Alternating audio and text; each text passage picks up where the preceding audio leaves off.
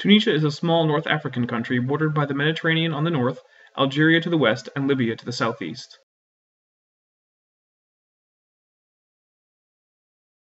In antiquity, the area now known as Tunisia was part of the Roman Empire, and between the 4th and 7th centuries was an officially Christian territory under the jurisdiction of the Roman Pope.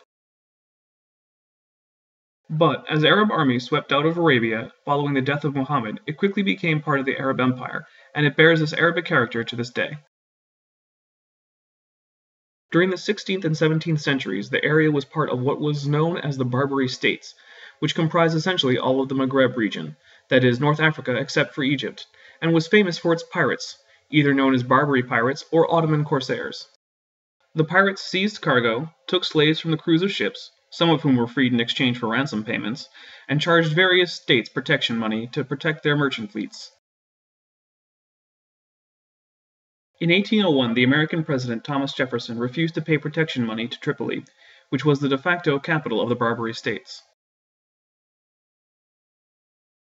Since the pirates were still seizing American cargo and sailors, Jefferson blockaded the port and sent in the United States Marines in their first overseas action. By 1805, the pirates sued for peace, signing a short-lived treaty in exchange for ransom money for U.S. personnel, but there would continue to be periodic trouble with the Barbary states.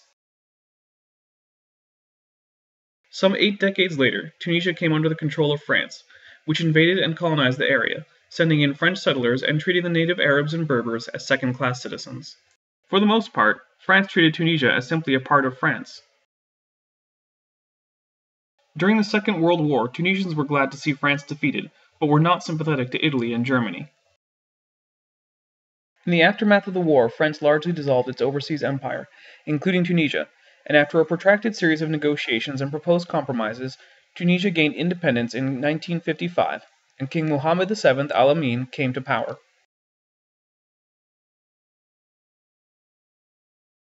But he was swiftly deposed and the Tunisian Republic was established.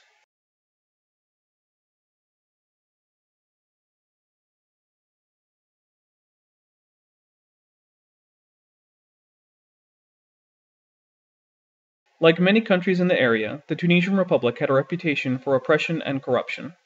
There was little protection for freedom of speech or other political freedoms, and recent economic troubles, including high unemployment and recent spikes in food prices, added to the tension. Further trouble was caused by the rampant corruption among the police, who would extort bribes and who would shut down businesses who failed to pay up. One such business was the produce cart of Mohamed Bouazizi.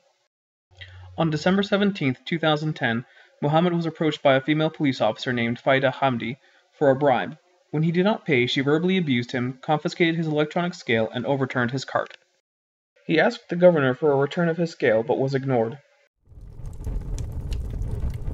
His produce cart being his only means of earning a living, and being unable to afford the bribes asked of him, Mohamed decided to send a message.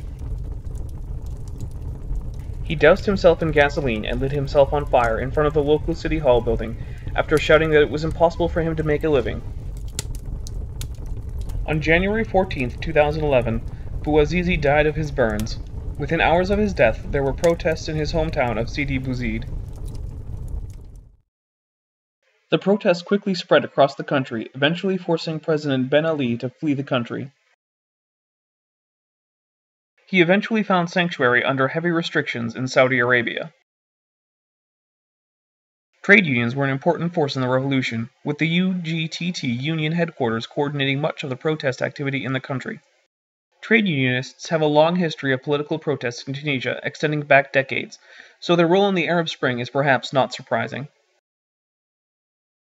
Tunisia was the first Middle Eastern state to change its leadership through what became known as the Arab Spring, but it was not the last. It was followed by Egypt and Libya, as well as a similar failed attempt in Bahrain and the ongoing civil war in Syria.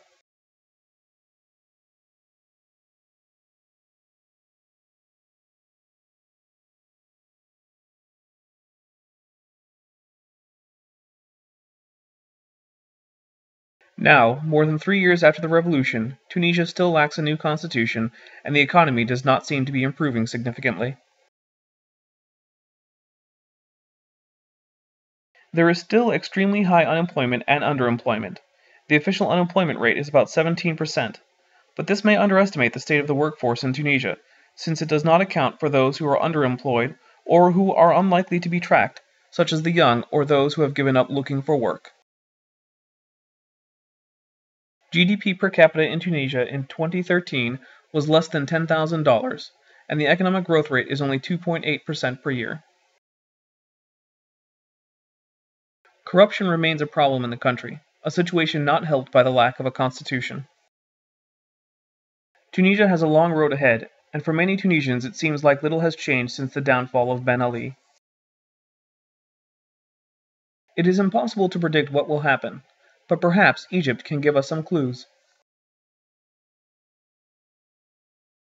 The revolution in Tunisia has not seen much improvement, much like Egypt under Morsi. Perhaps, as in Egypt, there will be a second revolution which will replace the first.